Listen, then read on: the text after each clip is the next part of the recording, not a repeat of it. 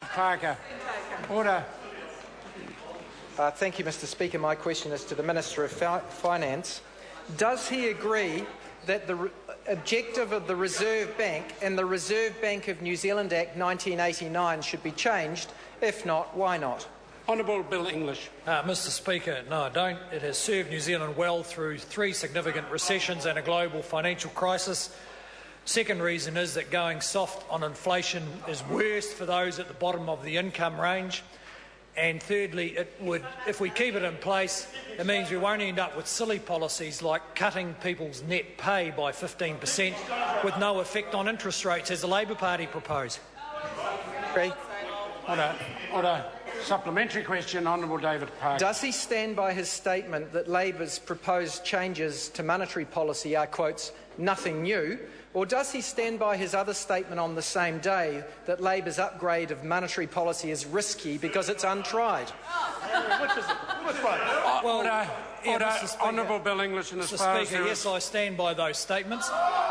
There's nothing new about a policy that says we'll raise KiwiSaver contributions. If that's a big new idea, well, it's not that new. The risky bit is messing up the current monetary policy decision-making framework by basically taking it from the Reserve Bank and putting it in the Minister of Finance's office. Tim McIntyre, supplementary question. Thank you, Mr Speaker. Under the Policy Targets Agreement the Minister signed with the new Reserve Bank Governor in 2012, what other objectives does the Reserve Bank have to consider in setting monetary policy in addition to price stability? Honourable Bill English. Well, Mr Speaker, interestingly, with the Policy Targets Agreement that I signed with the new Governor in 2012 was very similar to the one drafted by the Minister of Finance under the Labor government, Dr Michael Cullen, which says, in pursuing its price stability objective, the bank, and it goes on a bit, shall have regard to the efficiency and soundness of the financial system and, quote, seek to avoid unnecessary instability in output, interest rates and the exchange rate, which means that the opposition's view that the Reserve Bank Governor doesn't take account of things like the exchange rate or the impact on the current account is simply wrong. We've got an agreement that was largely written actually by the previous government when we did have bipartisan agreement on these things. Supplementary question, Honourable David Parker. Why does he stand by his statement that no changes are needed to monetary policy settings, given that New Zealand interest rates through the cycle are significantly higher than those in our competitor countries, and we haven't had a current account surplus for 40 years? Honourable Bill English. Well, Mr Speaker, if the member wants to use interest rates and current account numbers as a measure of success, then he should take account of this. Interest rates today are slightly higher than a 50-year low, and they are half the level when the last Labor Party left office in 2008. The current account deficit is 3.5% heading to 2.5% according to some forecasts. When that government left office trying all his theories, it was 8%, the worst on record for 3 years in a row. So all the problems are at least only half as bad as they were and getting better. We think that's a recipe for sticking to the plan. Labor says it's a crisis. Let's go back to making the same mistakes as last time. Order. Supplementary question, Honourable David Parker. Is the reason our already overvalued exchange rate has increased recently, even though dairy prices have fallen by 21% in 3 months, due in part to the interest rate increases caused by out-of-control house prices in Auckland? Honourable Bill English. Well, Mr Speaker, people can speculate on any reason they like why the exchange rate is higher, but I can tell you, but it does indicate something is happening in this economy. That's pretty important. No, something's happening that's pretty important that is different from the analysis of the opposition.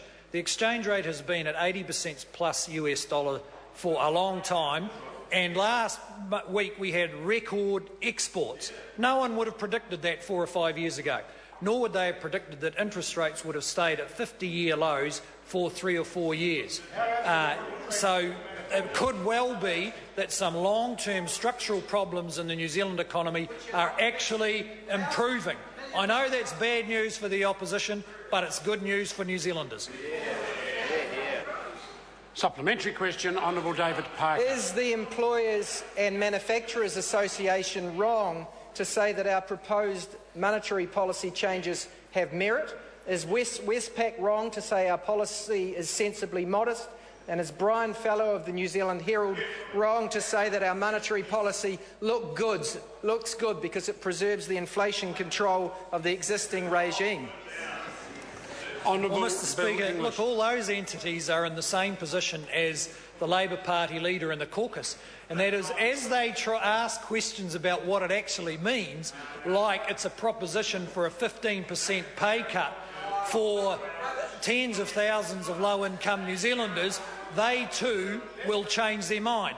And one has only got to see the comments made by the leader of the Labor Party to understand that he never read the policy before it was announced, and he can't answer basic questions like, by how much will New Zealanders' pay be cut in order to try and keep interest rates down? Supplementary question. Supplementary question, Tim McIntyre. Thank you, Mr. Speaker. What reports has the Minister seen rejecting the idea of changing the Reserve Bank Act, and particularly proposals to broaden its core focus away from price stability? Honourable Bill Mr. English. Speaker, the Reserve Bank Act has been examined a number of times, and so are the mechanisms of our monetary policy over the last 15 years. There was one such report in 2008 by Parliament's Finance and Expenditure Committee, which was helpfully chaired by the Labor Party's most outstanding economic thinker in a generation, Charles Chauvel. It made a number of important conclusions, stressing that monetary policy remained the primary means of achieving low inflation, that New Zealand's monetary policy approach is standard among small, open, developed economies, and at the time, the Finance Minister for the Labor government, Michael Cullen, sensibly agreed with the Select Committee, and no major uncertainty was created with sophisticated, globally leading but inexplicable ideas. Order. Question number 6, Dr Russell Norman. Thank you, Mr. Speaker. My question is to the Prime Minister and asks,